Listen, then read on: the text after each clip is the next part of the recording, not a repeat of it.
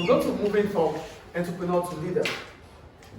For a small business, as soon as you start your business, you're an entrepreneur. In as much as you have a business, you're an entrepreneur.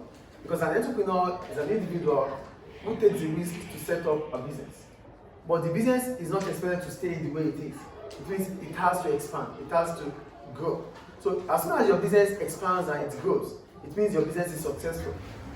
So for the fact that your business is successful, you have to take it to the next level. So taking it to the next level makes you to change from being that an entrepreneur to a leader. So what are the reasons why you have to start thinking about becoming a leader? So I'm going to read further. As soon as the business is successful, the entrepreneur is likely to become a leader based on the following reasons. One, the number of employees are likely to change as expansion may occur. Because the business is increasing, the business is expanding. And if the business is expanding, you need more workers, yes or no? So you have to start thinking about not just those few workers that you have. Start thinking about having more workers. And that has to change your mentality about becoming a leader instead of an entrepreneur. Two, the number of transactions are likely to increase as many suppliers and customers may be involved. Now that the business is becoming bigger, if you had 2 suppliers before now, because the business is expanding, you might have 4 suppliers or 5 suppliers. And having more suppliers would also necessarily leads to having more customers. Is everything? Is everything okay? Yes, okay. So having more suppliers, because the business is expanding, will also bring about having more customers. So the numbers of transactions you do would have increased, unlike when it was small. So that's also a reason why you need to expand or to become a leader instead of an entrepreneur. The third one, the amount of regulations are likely to increase because the business is likely to be watched by government.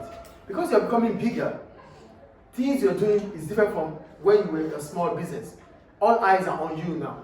So regulations, you have to follow suit, you have to comply. So that means you have to start thinking not about emotion now, the real business of it, the real business aspect. Because you'll be watched by government, by different stakeholders. Because as soon as you become bigger, you involve a lot of people than what you used to, the numbers of people you used to involve. When you're small, you involve few people. But as soon as you become bigger, you involve a lot of stakeholders.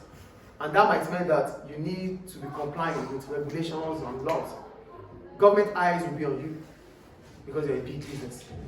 So that means you don't need to think like an entrepreneur. You need to start thinking like a leader.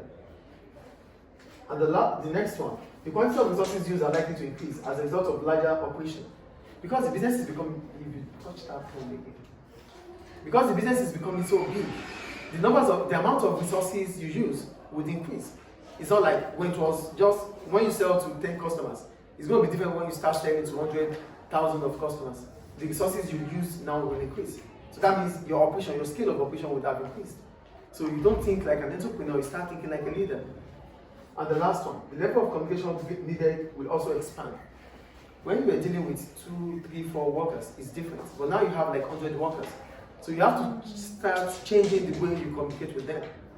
Before now, maybe you just communicate with them physically. Now you have to start thinking about information communication technology, ICT. Without that, you won't have effective communication, and that might affect your business. So those are the reasons why a business should start thinking, when it's successful, should start thinking of becoming a leader instead of an entrepreneur. So why do we have to transit from an entrepreneur to a leader? So there are reasons, there are needs that we need to meet up with. If not, we will not be able to succeed with the business. The business has taken the step to move forward. Then we also have to move forward with the business. That is the transition. Do you get what transition is here? Yes. The business has transited because the business is successful. Then you're the owner of the business, you need to also change so that you can meet up with the needs or demands of the business.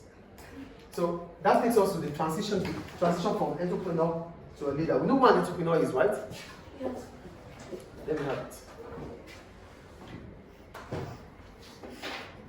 We know what an entrepreneur is, right?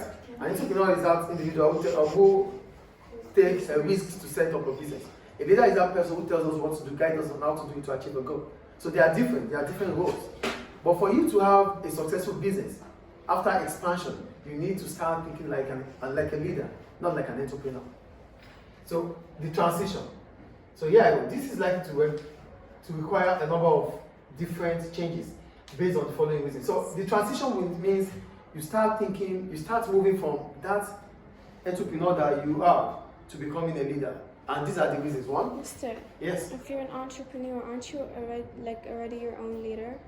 you are a leader. A leader is, no, being an entrepreneur, it only means you have a business.